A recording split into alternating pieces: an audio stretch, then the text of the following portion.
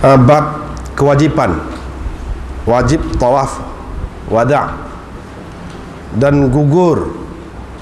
Tawaf wada' itu daripada perempuan yang kedatangan haid.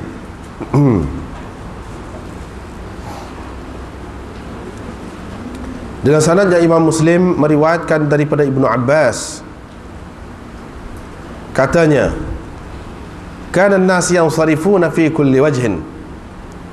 Orang ramai pergi ke setiap arah.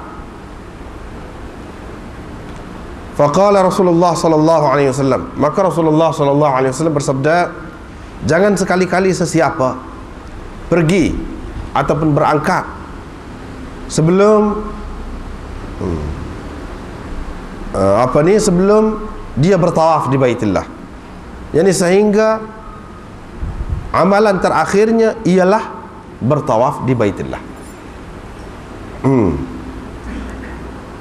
Qala Zuhair berkata, yansarifuna kulla wajhin.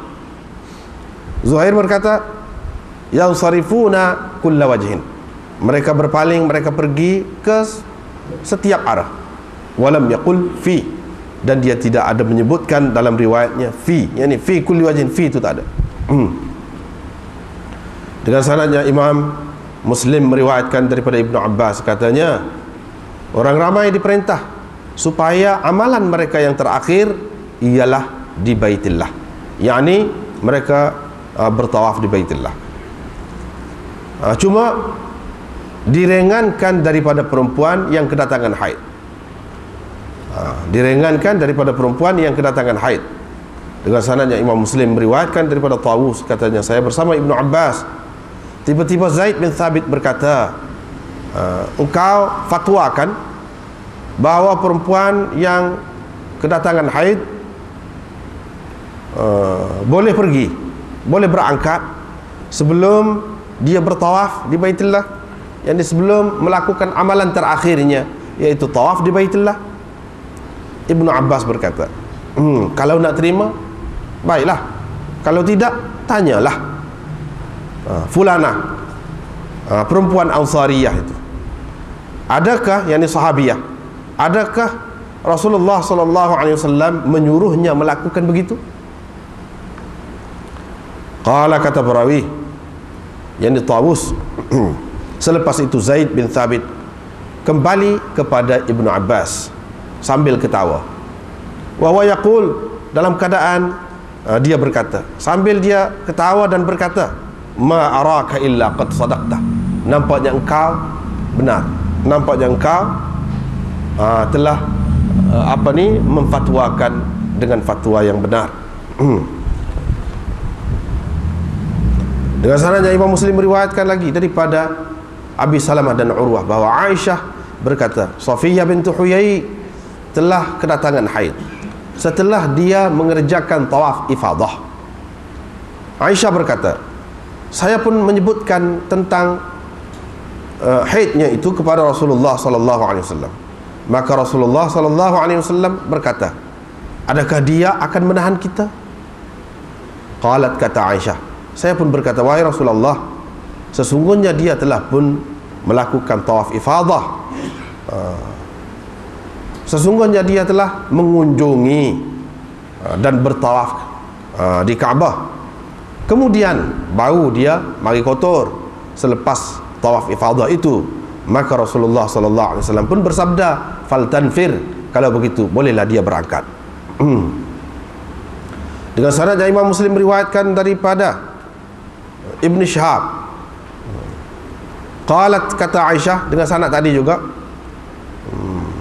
kata Aisyah, Safiyah binti Huyai, isteri Nabi sallallahu alaihi wasallam, telah mari kotor, telah kedatangan haid, tamithat, tidak hadat.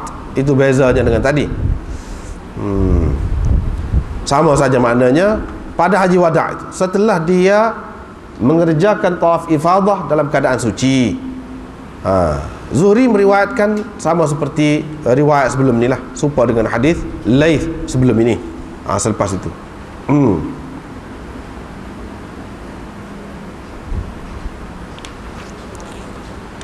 Dengan sanadnya lagi Imam Muslim meriwayatkan daripada Aisyah lagi bahawa dia menyebutkan kepada Rasulullah sallallahu alaihi wasallam bahawa Safiyah telah kedatangan haid, telah mari kotor. Sama seperti makna hadis Zuhri tadi juga. Maknanya sama, lafaznya tak sama, tapi kandungannya lebih kurang dengan tadi. Dengan sanadnya lagi Imam Muslim meriwayatkan daripada Aisyah, katanya kami bimbang, takut-takut Safiyah akan kedatangan haid, akan mari kotor sebelum dia sempat melakukan tawaf ifadah. Qalat, kata Aisyah, Rasulullah sallallahu alaihi wasallam datang kepada kami, dia kata, adakah Safiyah akan menahan kita? Kami pun berkata, sesungguhnya dia telah pun mengunjungi Kaabah, yakni telah pun tawaf ifadah. Rasulullah pun kata, fala idzan, kalau begitu tidaklah dia akan menahan kita. Tidaklah dia akan menahan kita di sini, mana kena tunggu dekat Mekah. Diriwayatkan daripada Aisyah bahawa dia berkata kepada Rasulullah sallallahu alaihi wasallam, wahai Rasulullah, Safiyah bint Huyai telah mari kotor. Maka Rasulullah sallallahu alaihi wasallam kata, barangkali dia akan menahan kita. Adakah dia belum bertawaf bersama kamu di Baitullah? Ataupun bukankah dia telah bertawaf bersama kamu di Baitullah? Mereka menjawab, ya. Qala fakhrujna, kalau begitu kamu semua boleh keluarlah, boleh balik, tak apa.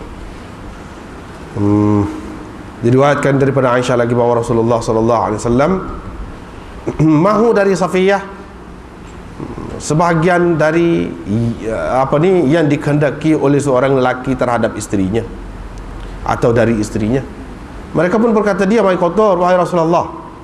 Qala, Rasulullah kata, kalau begitu dia betul-betul akan menahan kita. Maka mereka pun kata, wahai Rasulullah, dia telah pun ziarah, dia telah pun tawaf ziarah pada hari nahar itu. Qala, maka Nabi sallallahu alaihi wasallam bersabda, faltamfir ma'akum, kalau begitu bolehlah dia pergi ataupun berangkat bersama kamu. Dengan sanadnya Imam Muslim meriwayatkan lagi daripada Aisyah, katanya bila Nabi sallallahu alaihi wasallam mahu berangkat, tiba-tiba Safiyah berada di pintu khemahnya dalam keadaan sayu dan sedih. Faqala, maka Nabi sallallahu alaihi wasallam kata, sudah rijalah, padahlah lagu ni, adakah engkau akan menahan kami ataupun akan menahan kita semua? Thumma qala laha, kemudian Nabi sallallahu alaihi wasallam pun kata kepada dia, yang ditanya dia, bukankah engkau telah bertawaf pada hari nahar? Dia kata, ya, tawaf dah. Qala fanfiri, Nabi SAW pun kata, kalau begitu boleh berangkatlah. Satu lagi ni pun begitu juga, dengan sanad yang satu lagi ni cuma serupa dengan hadis Hakam tu juga, cuma tak ada sebut ni. Mereka berdua ni, perawi dalam ni tak ada sebut kaibatan hazinatan, tadi tu tak ada. Hak tadi ada, tu beza dia. Bab istihbab dukhulil Ka'bah lil haj, ini bab elok masuk ke dalam Kaabah bagi orang yang mengerjakan haji dan selainnya, dan bersembahyang di dalamnya. Bab bersembahyang di dalam Kaabah dan berdoa di setiap ataupun di setiap penjurunya, di setiap penjurunya ataupun setiap bahagian dalam Kaabah. Dengan sanadnya Imam Muslim meriwayatkan daripada Ibnu Umar bahawa Rasulullah sallallahu alaihi wasallam masuk ke dalam Kaabah, dia sendiri dengan Usamah, Bilal dan Uthman bin Talhah Al-Hajabi, yakni penjaga pintu Kaabah.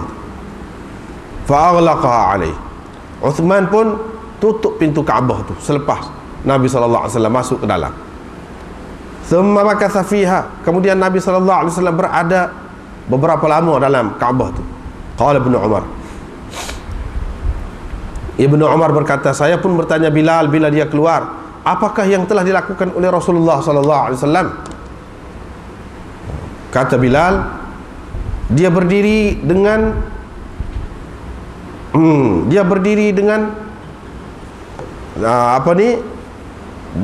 dalam keadaan dua tiang berada di sebelah kiri dan satu tiang berada di sebelah kanannya, tiga tiang lagi berada di sebelah belakangnya. Gitu. Baitullah pada ketika itunya mempunyai 6 tiang. 6 tiang dalal dia. Thumma shalla, kemudian baginda bersembahyang.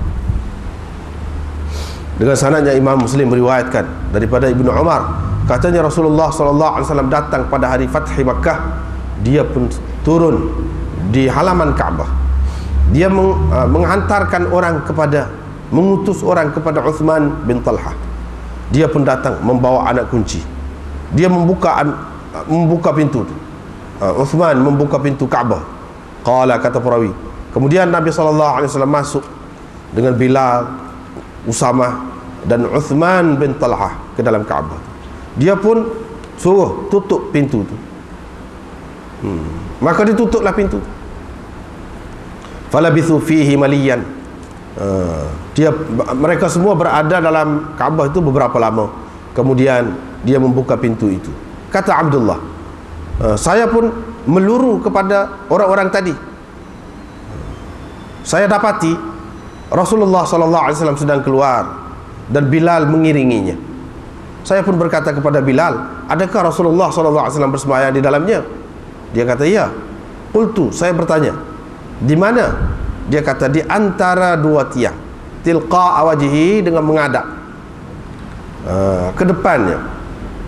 Qala wa nasitu, kata Ibnu Umar, saya terlupa untuk bertanya dia, adakah Nabi SAW berapa bilangan rakaat yang rakaat sembahyang yang dikerjakan oleh Nabi SAW itu berapa rakaat.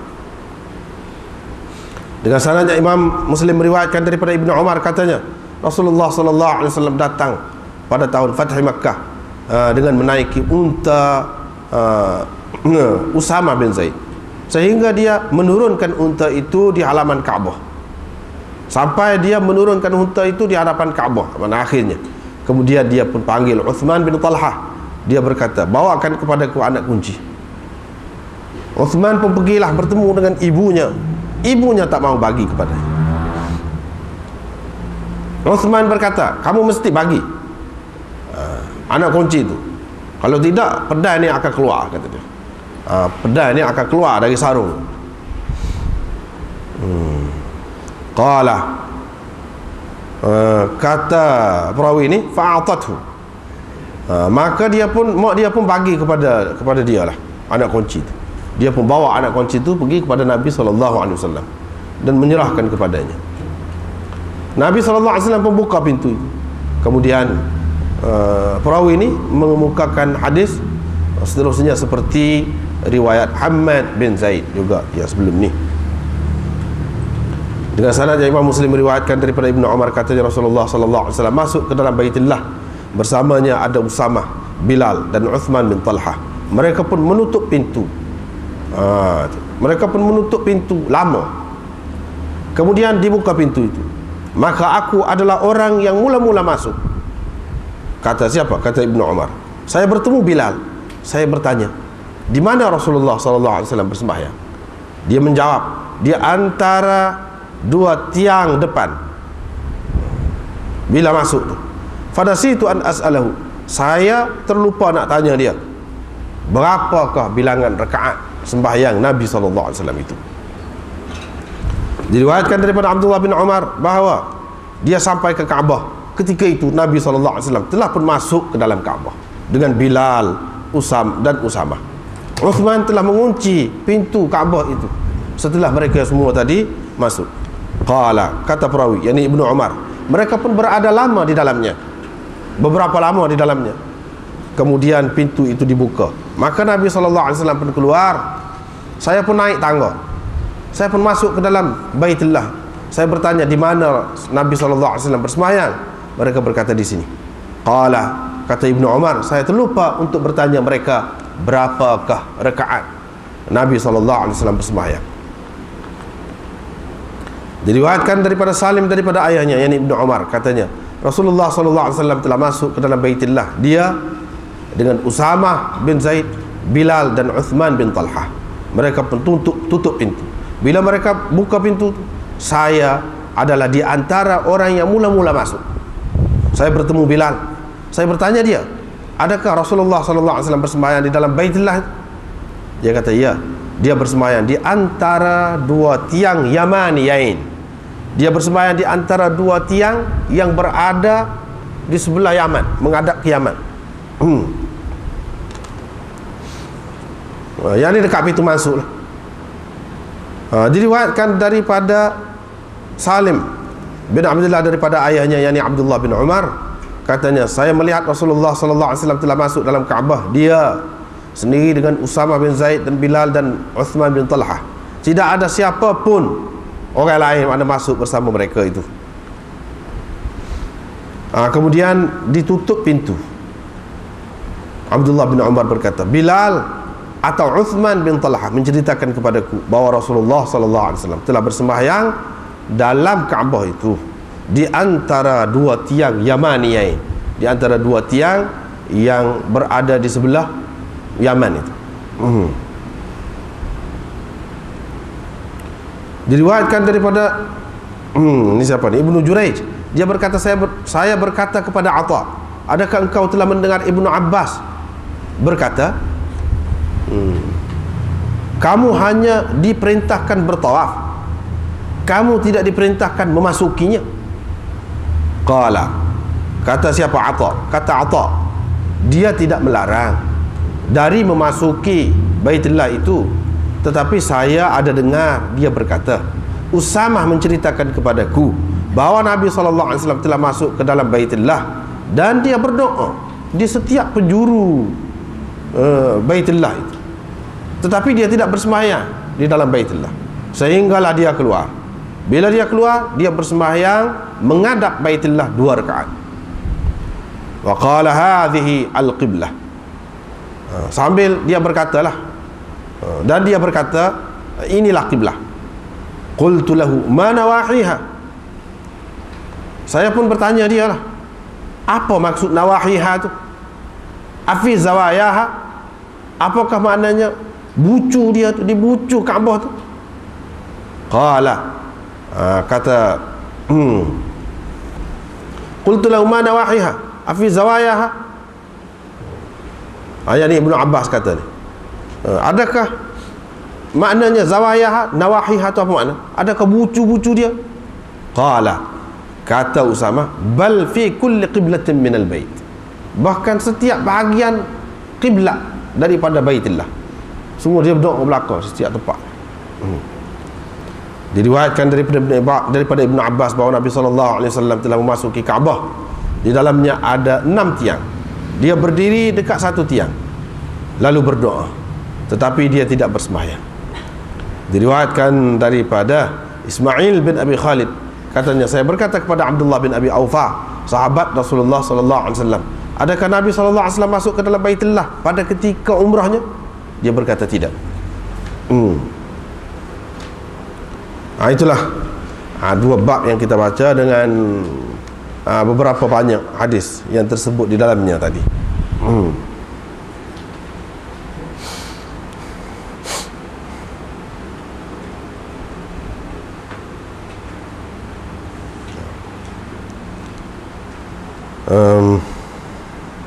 Bab yang pertama malam ni kita baca iaitu berkenaan dengan kewajiban, wajib bertawaf, wajib tawaf wida' ataupun tawaf wada' itu, dan gugur tawaf itu daripada orang yang perempuan yang bagi kotor, perempuan yang keluar darah haid, tidak wajib, gugur kewajiban itu.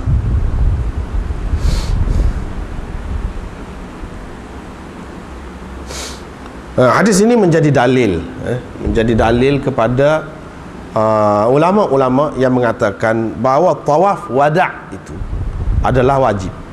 Ini dalil mereka. Sebab apa?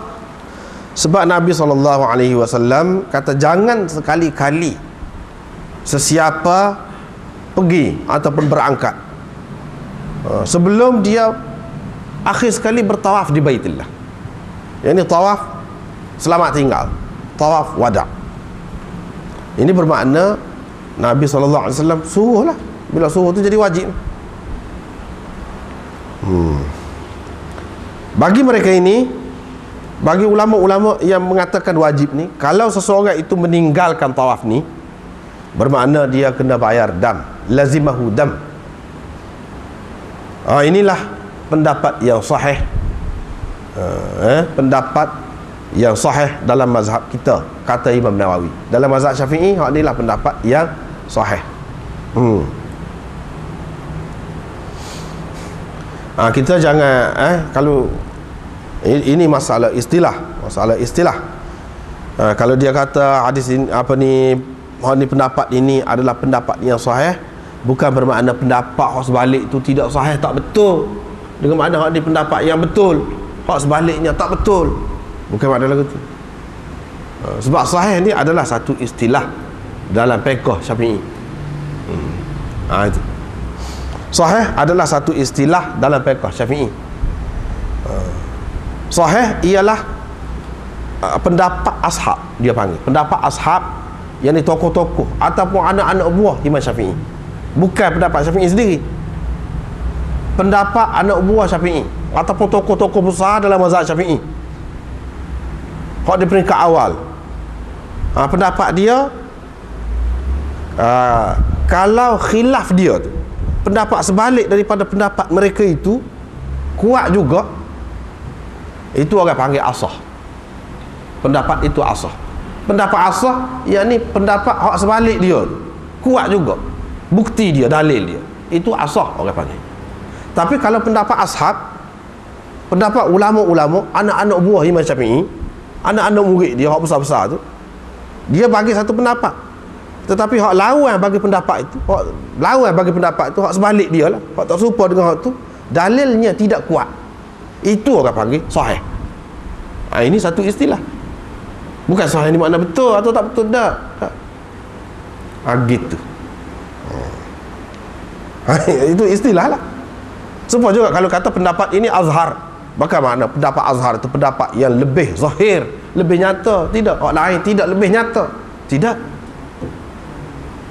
Bukan. Azhar itu makna pendapat Syafi'i. Syafi'i sendiri orang keluar pendapat. Lepas tu ada pendapat dia orang lain pula, ia tidak serupa dengan pendapat itu, berlawanan dengan pendapat itu. Tetapi hak dia ni, hujah dia, dalil dia kuat juga. Tu azhar orang panggil. Ini istilah semua. Kita tak boleh pakai dari segi zahir macam sini sahih. Sahih ni kalau kita tengok kamus makna betul, seseolahnya kalau hak tak serupa ni tak betul. Tak betul juga. Ni nak kira dari segi dalil dia, dari segi hujah dalil dia. Dan pendapat ni bukan pendapat Syafi'i sendiri, pendapat anak buah dia. Ini makna dia ni, benda kena faham macam kitab tu. Kalau tidak dia jadi susah lah. Tak faham. Sahih ni dia lebih rendah lagi daripada asah. Sebab apa? Sebab lawan dia, kalau ada hak tak serupa dengan dia, dalil dia tidak kuat. Dalil dia tu tidak kuat. Tapi hak sahih ni kuat juga. Dalil dia tu kuat juga. Cuma lawan dia, hak sebalik dia, khilaf dia tu tidak kuat. Tapi kalau asah, khilaf dia tu pun kuat juga. Mana ada beberapa pendapat ashab ni, hak ni dia kata lagu ni kuat dalil dia.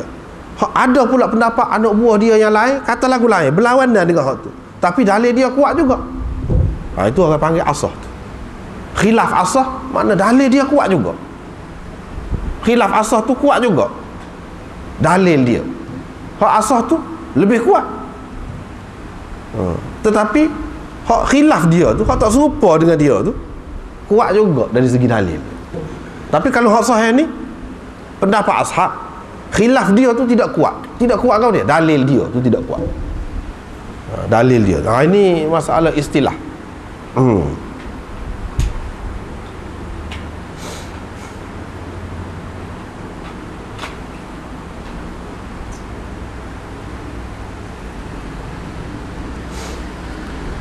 Wabihi qala aktsarul ulama. Inilah pendapat kebanyakan ulama yang mengatakan wajib ni tawaf wida' ni ataupun tawaf wada' ni, dia ni wajib. Di antara mereka ialah Hasan Basri, Hakam, Hamad, Thawri, Abu Hanifah, Ahmad, Ishaq dan Abu Thawr.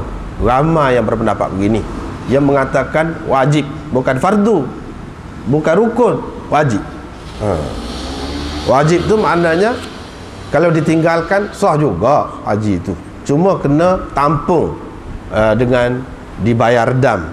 Dia panggil lazimahu damun itu. Dalam bab ni dalam fiqh Syafi'i pun wajib dengan fardu ni beza. Tapi dalam bab-bab lain serupa, wajib dengan fardu ni tu. Tapi dalam bab haji tidak. Wajib dengan rukun ataupun fardu berbeza. Seperti dengan dalam mazhab Hanafi juga. Malik, Daud dan Ibnul Munzir mengatakan tawaf wada' itu hanya sunat. Sunat. Khilaf tu ada. Tawaf wada' ni sunat. La syai'a fi tarkihi. Tidak kena apa-apa kalau meninggalkannya. Tak kena bayar dam, tak kena ulang ke, tak kena apa-apa. Kalau buat lebih molek. Lebih molek, boleh pahala. Kalau tak buat, tak berdosa dan sah. Haji itu pun sah. Walaupun bukan perempuan yang mari kotor, orang lain boleh juga. Sunat saja. Orang lain pun lagu tu juga. Bukan kepada perempuan yang mari kotor saja. Orang lain pun lagu tu juga.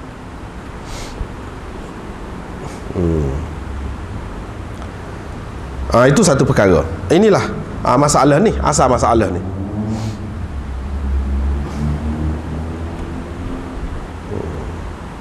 Tetapi berbeza dengan orang perempuan yang mari kotor.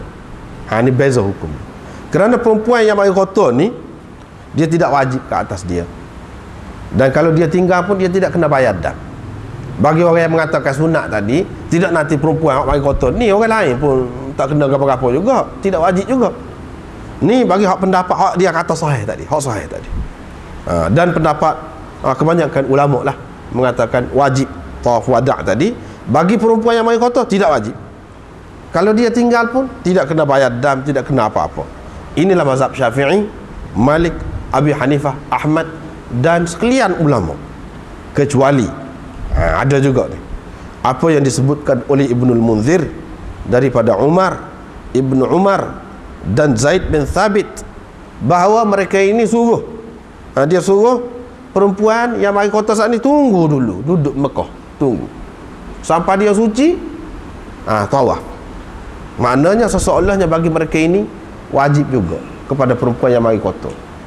Cumanya dia tak boleh buat lah pada ketika mari kotor tu, tak boleh tawaf lah, tapi kena tunggu. Bagi jumhur ulama, dia kata tak kena tunggu, dia nak balik selalu pun boleh.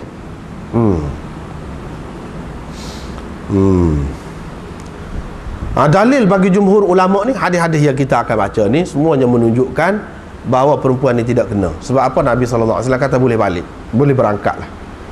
Kalau sudah tawaf ifadah, sudah tawaf ziarah yang merupakan tawaf rukun itu, bila sudah tu tak ada lagi tawaf wada' ni, tak apa. Tak apa, boleh balik. Kalau nak balik boleh lah. Gitu masalah hukum ni, hukum tawaf wada' ni. Kemudian kita tengok pula kepada riwayat yang kita baca mula-mula ni. Imam Muslim ambil daripada dua orang, tok guru dia. Siapa? Sa'id bin Mansur. Yang kedua ialah Zuhair bin Harb. Kedua-dua mereka ini ambil daripada Sufyan. Tak apalah. Selepas Imam Muslim mari hadis ni, akhir sekali dia kata, qala Zuhair. Zuhair berkata. Tadi Sa'id bin Mansur dan Zuhair, yakni secara keseluruhannya mereka berdua ni meriwayatkan sama. Cuma Zuhair dia kata lagu ni, yang sarifuna kulla wajhin. Bermakna hak tadi yang dia sebut tadi, kanan nas yang sarifun fi kulli wajhin, itu bukan lafaz riwayat Zuhair, tetapi itu adalah lafaz riwayat Sa'id bin Mansur. Riwayat Sa'id bin Mansur. Cuma dia kata ni, di riwayat Zuhair dia kata yang sarifun kulla wajhin, tak ada fi, dia tak kata fi.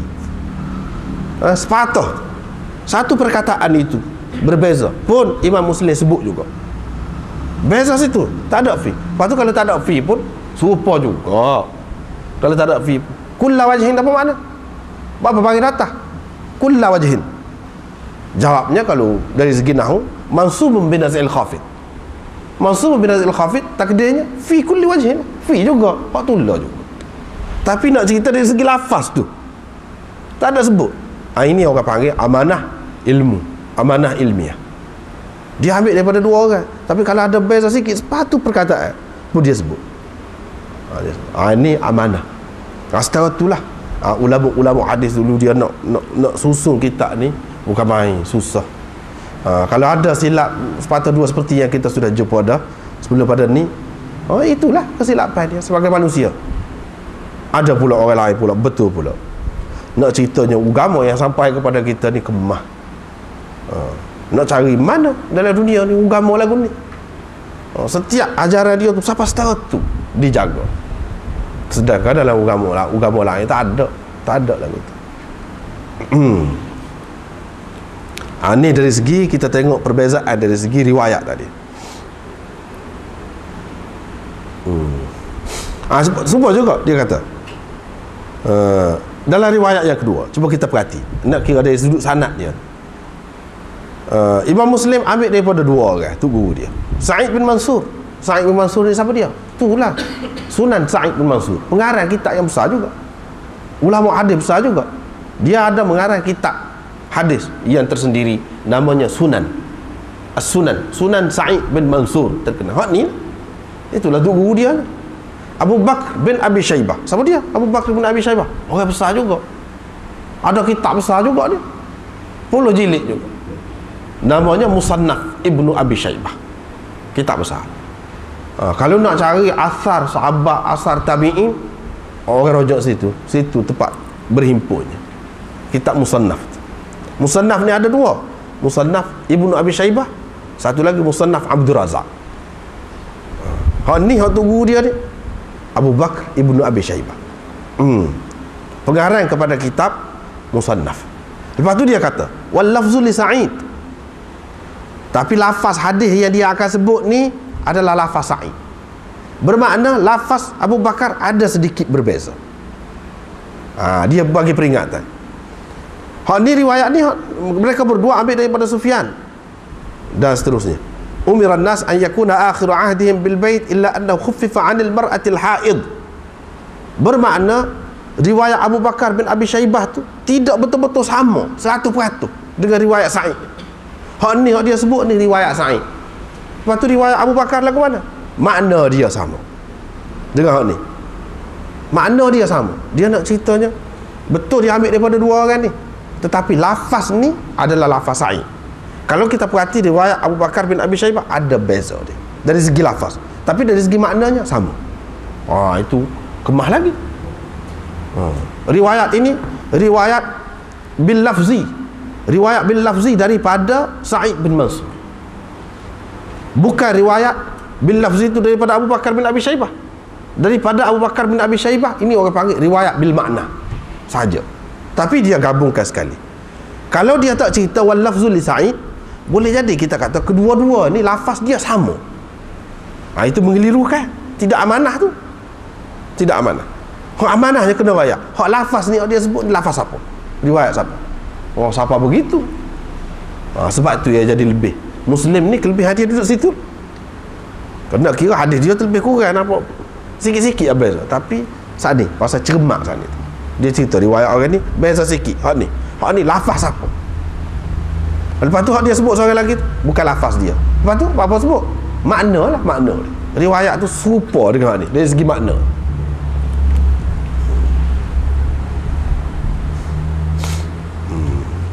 Seterusnya riwayat yang ketiga, kita tengok riwayat daripada Tawus, kata dia saya bersama Ibnu Abbas, tiba-tiba Zaid bin Thabit kata, Zaid bin Thabit tak puas hatilah dengan Ibnu Abbas ini. Zaid bin Thabit ni dia orang lebih tua lagi daripada Ibnu Abbas. Ibnu Abbas ni muda. Ibnu Abbas ni muda, dan dia pun tidak secara langsung banyak mendengar hadis daripada Nabi SAW.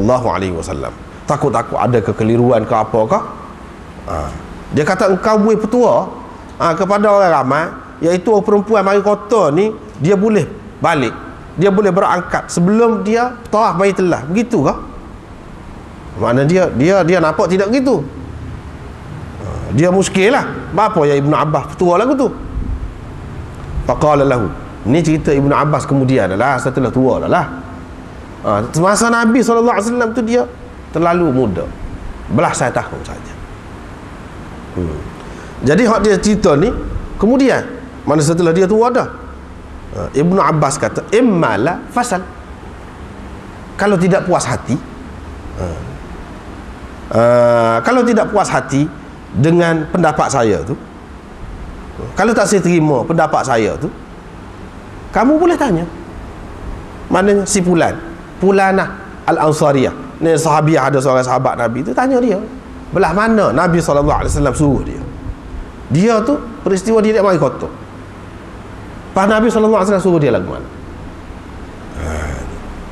Immalah takdir dia lagu mana? Di sini Imam Nawawi bubuh dah tu sikit sebanyak, tapi tidak berapa terang. Hak nak wui jelas lagi lagu mana? Kalau kata lagu ni, imma an taqbala qawli wa illam taqbal qawli fasal fulana al-ansariyah. Itu takdirnya. Sama ada kau terima pendapat saya, kalau tak saya terima, tanya dia, nak tahu pendapat saya tu betul ke tidak. Lepas tu ikut. Ikutlah. Dia pun Zaid bin Thabit pun pergilah, jumpa pula ada orang Ansariyah tadi, jumpa. Lepas tu dia pun mari sambil ketawa. Dia berkata, nampaknya pendapat engkau betul, kata dia. Aku tidak fikir melainkan pendapat engkau itu telah benar. Maknanya nampaknya hak kamu betul. Nampaknya hak kamu betul. Ini nak mengajar kepada kita sikap bagaimana berbeza pendapat. Berbeza pendapat. Zaid bin Thabit tak puas hati dengan Ibnu Abbas. Tak apa, biasalah tak puas hati tu. Kena tanya dia. Bila dia tanya, ni pun sikap terbuka. Kalau nak terima, tak apa. Kalau tak saya terima, tak apa. Tapi saya kata gini, ada alasan, dah ada bukti. Orang itu sendiri yang berlaku peristiwa ni kepada dia masih ada lah. Boleh tanya, pergi tanya. Jadi bagi orang yang tidak puas hati tu, kalau dia suruh, misalnya kata, rujuk kitab ni, pergi tengok sendiri kitab tu, kalau tak puas hati. Setelah tengok, jangan duduk diam. Betul kalau dia kata, marilah akui. Terima. Dia akan menyenangkan hati kawan tu. Baru pada dia bersusah payah. Dia nak keluar pendapat lagu tu, dia susah tu. Terutama kalau dia sendiri tidak dengar secara langsung dari Nabi SAW. Tentu sekali dia tak tahu ni. Dia tahu daripada orang lain. Tetapi dia ada rojokan. Bila ada rojokan, tak boleh tolak mentah-mentah. Tak boleh. Kena tengok dulu betul ke tidak. Takut dia silap faham kau lagu mana kau. Bila tanya jelaslah betul balik Ibnu Abbas. Bila betul, dia kena pergi sekurang-kurang menghiburkan hati dia bahawa tidak sia-sia kepenatan dia, susah payah dia tu berijtihad, mengkaji tu tidak sia-sia. Kita pergi secara terbuka tengok macam mana Zaid bin Thabit. Dia pergi sambil ketawa. Dia kata nampaknya betul. Bermakna di sini sokongan daripada seorang sahabat yang lain. Ini sikap dia. Ini sikap dia. Tak sih mana royak dah, rojokkan pagi tu, tak sih terima lagi. Itu tak sih lah lagu tu. Ataupun tak sih terima tu, orang. Itu tak kena lah lagu tu. Tidak akan selesai sampai bila-bila masalah gapo pun. Tapi kalau bersikap begini, bersikap terbuka begini, akan selesai masalah. Dan orang yang nak keluar sesuatu, dia mesti kena ada tempat rojok dia. Sama ada berupa orang masih hidup lagi, ataupun kitab. Kalau kita sekarang dia nak kata apa-apa, mesti kena ada alasan. Jangan kata begitu saja. Mesti ada tempat rojok. Macam di sini. Dia kalau nak puas hati dengan saya, ini pendapat saya lagu ni. Kalau tak saya pun, pergi tanya orang lain. Begitu. Inilah sikap sahabat dalam menghadapi pendapat yang berbeza-beza.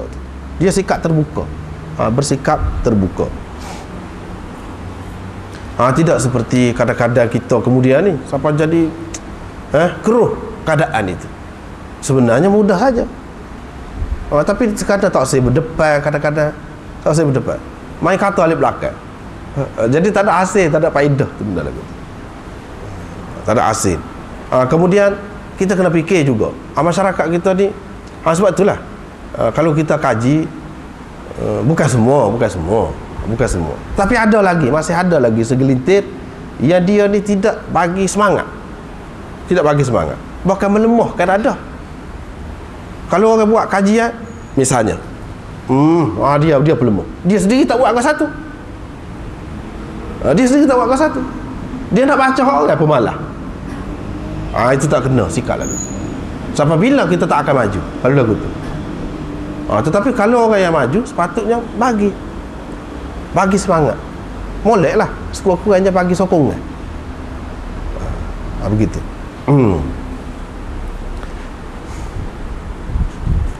Ada seterusnya.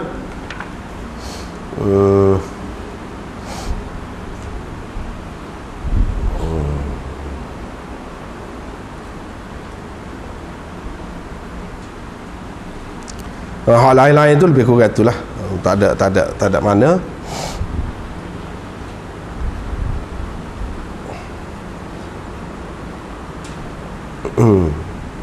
Lebih kurang je isi dia tu.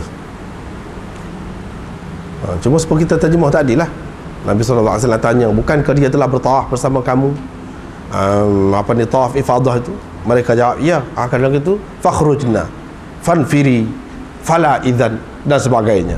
Dia jawab tu, kalau lagu tu kita tak kena tunggu sini lah, nampak kayanya kalau dia sudah tawaf dah, dia tidak akan menahan kita boleh balik lah, tak kena tunggu dia lah. Fala idzan itu maknanya begitu. Ada juga dalam hadis tadi yang kita baca tadi, Nabi SAW kata aqra halqa. Apa makna aqra halqa? Kalau nak kira asal makna dia, tak boleh tu. Tetapi ini tidak dipakai dengan makna asal. Tidak dipakai dengan makna asal. Asal makna aqra daripada aqir. Aqra maknanya mandul lah dia. Halqa apa makna? Halqa tu makna sakit halqum dia, ataupun botak lah kepalanya. Botak lah kepalanya.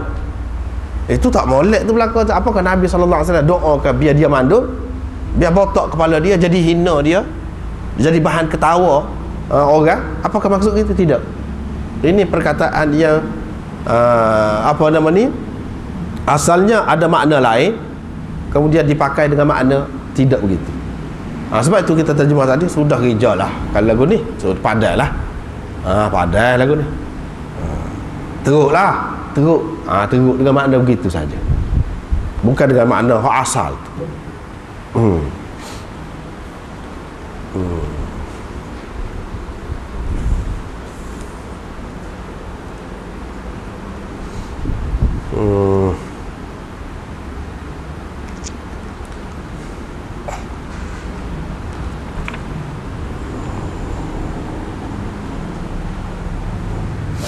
Satu lagi yang kita dapati dalam hadis ni, hadis Aisyah tu, dia kata Rasulullah sallallahu alaihi wasallam mahu daripada Safiyah ba'dama yuridur rajul min ahlihi, sebahagian dari apa yang dikehendaki oleh seseorang dari isterinya.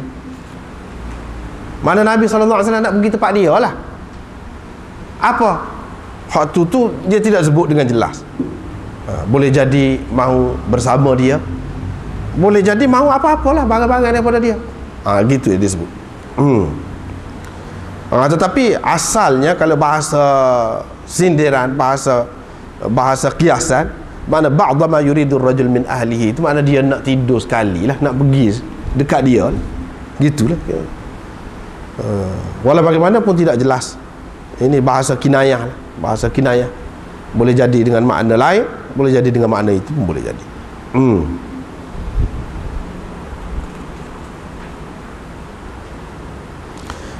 Semua hadis ini menunjukkan bahawa tawaf wada' itu bukan wajib.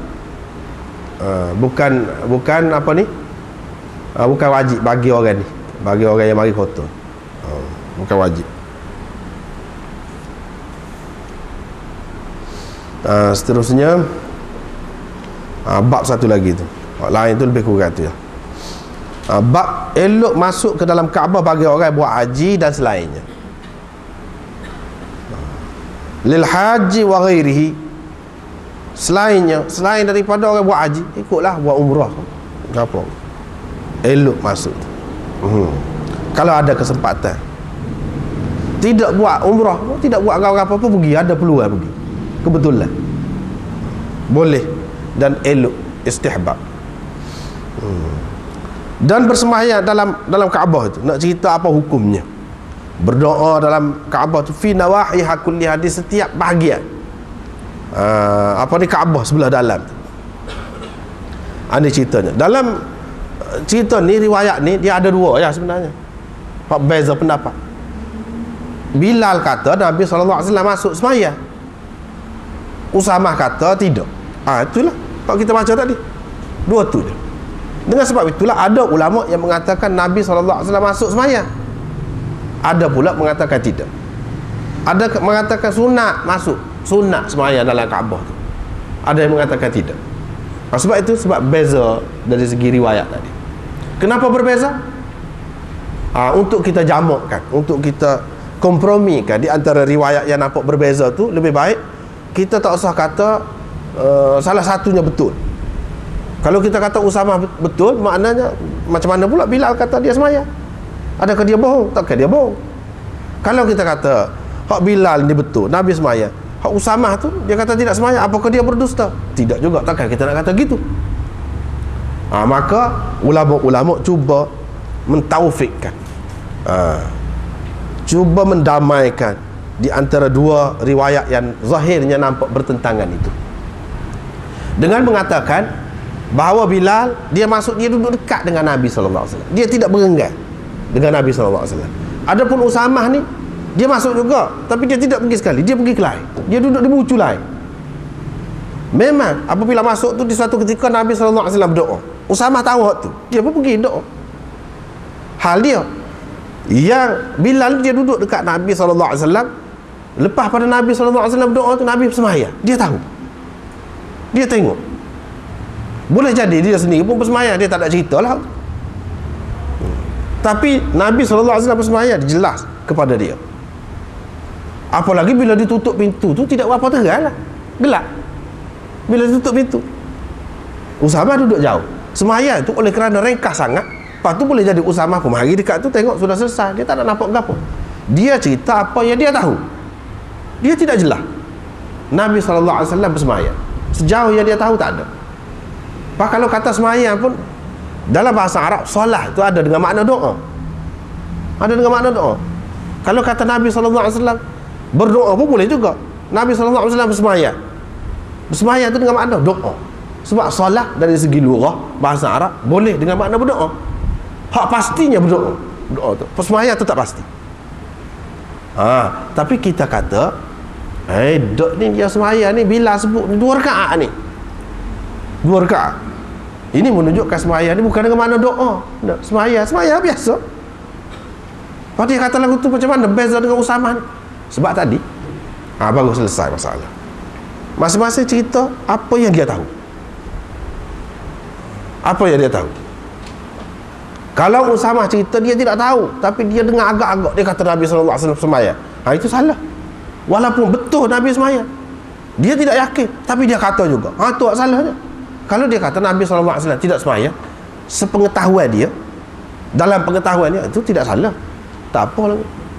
Bahkan hak salahnya, kalau dia tidak pasti tapi dia kata juga Nabi sembahyang, itu salah, itu dusta. Tapi kalau urusan ini tidak dusta, kedua-duanya tidak dusta. Masuk dalam Kaabah.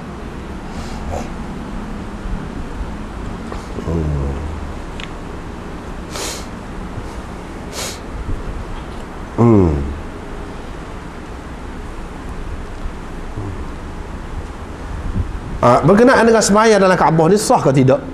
Jumhur ulama mengatakan sah. Di antara yang mengatakan sah ni Syafi'i, Thawri, Abu Hanifah, Ahmad dan jumhur ulama mengatakan sah sembahyang. Sunat ke hak fardu ke boleh berlaku. Tapi Imam Malik kata sembahyang sunat saja sah, fardu tak boleh, tak sah. Witir tak boleh juga, 2 rakaat subuh tak boleh juga, 2 rakaat tawaf tak boleh juga. Hadis kena di luar. Sunat mutlak saja tak boleh, mengikut Imam Malik. Tapi jumhur ulama kata boleh sah berlaku. Kalau hak walaupun Nabi SAW ada ke pernah dia sembahyang hak fardu dalam? Tak ada.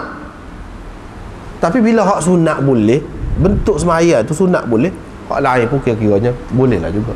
Apalagi tak ada dalil yang menunjukkan bahawa tak boleh hak fardu. Tak ada dalil.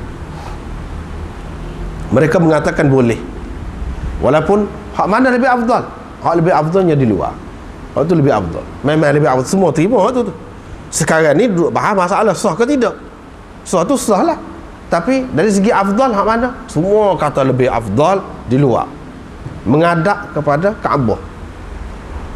Semua sekali. Bila kita duduk di luar. Kalau kita duduk dalam, tidak jadi semua sekali, kita menghadap. Fawalli wajhaka syatral masjidil haram, ke arah Kalau kita duduk dalam, kita tak dapat tidak akan menghadap kepada satu bahagian, bukan semua sekali. Sebab itu dia kata hak lebih afdalnya semaya di luar. Tapi kalau semaya hak sunat ni, semata-mata sunat masuk dalam Kaabah, adalah tu kira-kiranya. Sebab itu Nabi SAW semaya. Imam Malik pun tidak dapat nafi hak tu, sebab dia tahu memang masuk dan ada semaya, dia terima. Tapi semaya apa? Semaya sunat. Hak lain tak ada dalil. Tak ada dalil. Bila tak ada dalil, dia kata tak boleh. Ini pendapat Imam Malik. Tetapi Muhammad bin Jarir dan Asbagh Al-Maliki, anak buah Imam Malik ni, begitu juga sebahagian ahli zahir mengatakan tak sah semaya. Tak sah semaya gapo pun kalau dalam Kaabah ni tak boleh.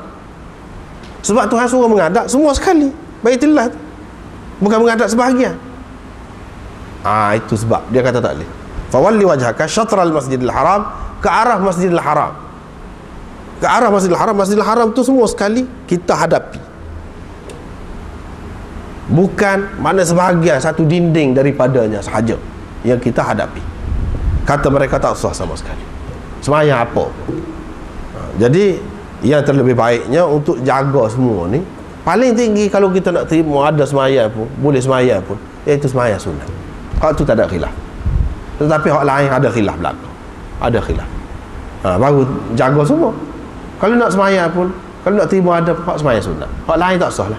Sebab orang lain pun kata tidak afdal juga, terima kata sah tu pun tidak afdal juga semaya-semaya lain tu, kalau dibuat dalam tu.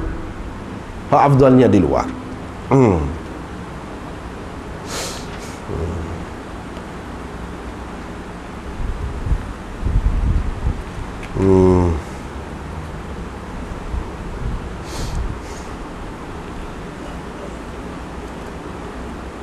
Itu masalah yang pertama. Masalah yang kedua, Nabi SAW bagi anak kunci itu dipegang oleh Uthman bin Talha. Dan mengikut setengah-setengah riwayatnya, Nabi SAW bui kepada dia semua, sampai kepada anak cucu dia. Tak boleh sesiapa ambil daripada dia, dikira zalim, dikatakan zalim. Dalam riwayat yang lain, iaitu khudhuha bani Talha khalidatan talidatan la yanza'uha minkum illa zalim. Tak akan ada orang yang ambil ini anak kucing daripada kamu kecuali orang zalim.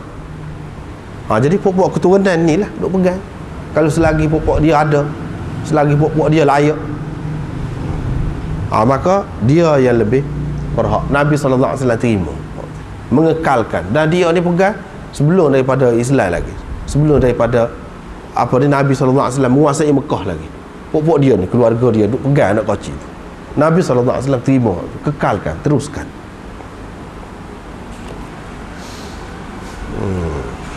Bahkan sampai sekarang ni pun katanya anak cucu dia tu, anak cucu dia tu yang pegang ni, anak kunci.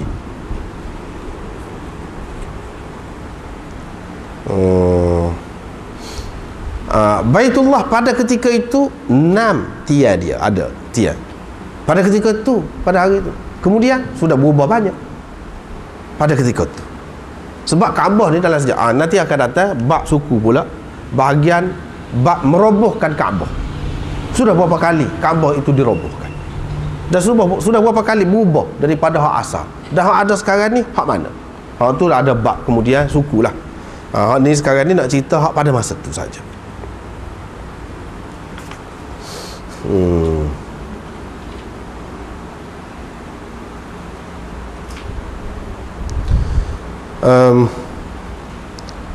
Kemudian satu lagi,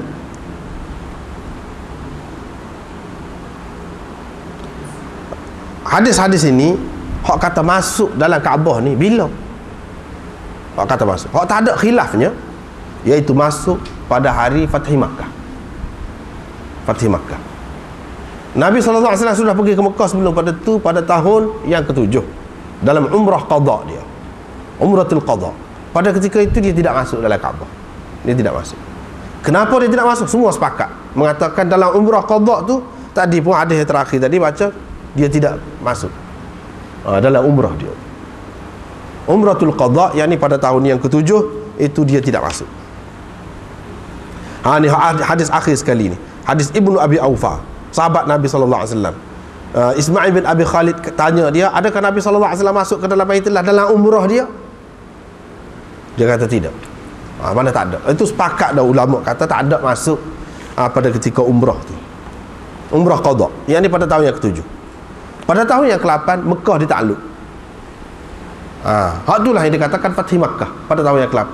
Pada tahun yang ke-8 itulah Nabi SAW masuk. Masuk lagu mana? Tidakkah ada dalam tu berhala-berhala ke apa? Ada. Dia masuk lagu mana? Setelah dicuci, dia cuci. Di sini tak ada disebut. Mana sesoalnya riwayat ini masih ringkas lagi. Kalau tidak Nabi SAW tak akan buat.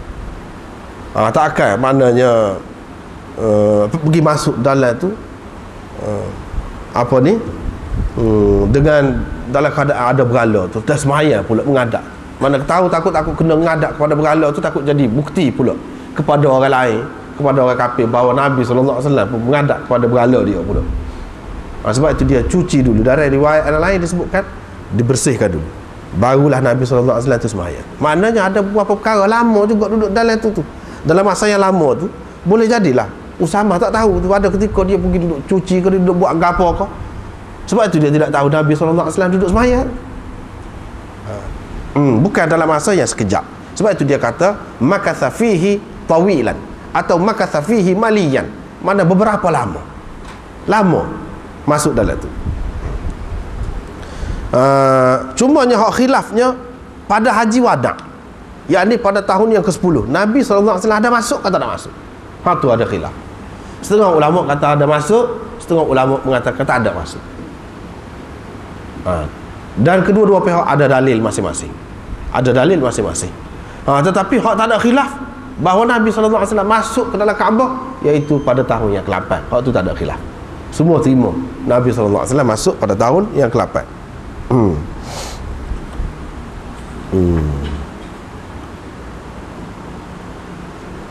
Kemudian masuk, kalau riwayat yang mengatakan Nabi SAW pada tahun yang ke-10, yakni pada haji wada' tu masuk, orang yang terima tu dia tak ada pula meriwayatkan bila masuk tu dia semaya ke tidak. Tak ada sebut.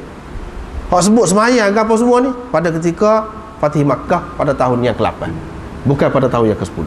Hak tahun yang ke-10 tu hak kata masuk pun sekadar masuk saja.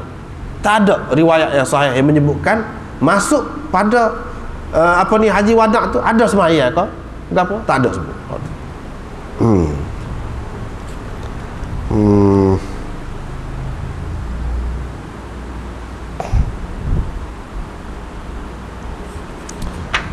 Kemudian hak lain-lain tu nampaknya tak ada apalah. Cumanya dia kata di sini bila dia keluar dia pun semaya 2 rakaat. Dia pun kata hadhil qiblah, inilah qiblah, inilah qiblah. Apa makna inilah qiblah? Ada beberapa makna. Satu, maknanya inilah qiblah yang sudah tetap kepada umat ini. Mana umat kena menghadap Baitullah inilah. Baitullah inilah kiblat dan tidak dimansuhkan sampai bila-bila pun selepas ni. Oleh itu hendaklah kamu bersembahyang menghadap kepadanya. Itu makna hadhihi al-qiblah, inilah kiblat. Itu yang pertama. Yang kedua, boleh jadi juga bermaksud Nabi SAW nak ajar kepada umat inilah kiblat. Mana dalam bersembahyang jemaah, kedudukan imamnya duduk mana? Imam duduk dalam Kaabah ke kau duduk di luar? Dia nak cerita kedudukan imam. Kedudukan imam kena duduk di luar. Duduk di luar, inilah kiblat dengan menghadap kepada luar, bahagian luar Kaabah tu. Bukan duduk dalam. Itulah hak naknya. Itu yang kedua.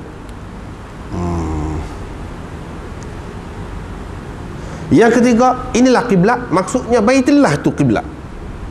Tak kira balik hak Nabi SAW mengadap tu ke pada ketika tu, atau balik lain ke, bahagian lain sebelah balik sana ke, tak kira. Tapi semua sekali Kaabah itu adalah kiblat. Tak kira hak Nabi SAW semaya tu, bukan hak sebelah dia semaya tu saja kiblatnya. Semua sekali Kaabah itu adalah kiblat. Maksudnya selain daripada Kaabah tu, Mekah ke, Tanah Haram ke, itu bukan kiblat. Hak kiblatnya hak ni, rumah ni kiblat. Tak kira lah menghadap kot ni ke, macam dia keluar, dia menghadap kot tu, itu betul lah. Kalau kot lain pun boleh juga. Tetapi nak menghadap kepada Tanah Haram ke, nak menghadap kepada Mekah semata-mata tanpa tuju kepada Baitullah, itu tak boleh. Bukan kiblat. Kiblatnya rumah tu, Baitullah tu, itu kiblat. Daripada hadis inilah puak-puak ahli zahir tadi, Asbagh Al-Maliki dan orang-orang seumpama mereka mengatakan kiblat itu luar, bukan dalam. Hak tadi dia semaya dalam, selepas tu dia kata inilah kiblat. Seseolahnya itu hak tadi tu khusus untuk dia semaya dalam. Untuk orang lain dia kata kiblatnya hak ni. Mana ketika dia duduk luar, orang lain kena semaya menghadap daripada luar, tak boleh di dalam. Sebab itulah ulama-ulama zahir tadi kata tak boleh semaya apa pun tidak sah di dalam. Sebab apa hadis ni? Hadis ni Nabi semaya, dia keluar baru dia semaya, dia berkata inilah kiblat. Inilah kiblat yang sebenarnya. Seseolahnya hak tadi khusus untuk dia. Kita tak boleh pakai tu, hak tu. Hal dia tu untuk kita semua hak ni. Sebab itu dia sebut dengan jelas. Ketika dia duduk dalam, dia ada ke sebut lagu tu? Kata kepada Bilal ke? Tak ada. Tapi setelah dia keluar di luar, baru dia kata begini. Ini menunjukkan bahawa kiblatnya ialah di luar. Semua sekali Kaabah itu. Ini dalil mereka. Kemudian seterusnya tak adalah hak lain tu, lebih kurang itulah.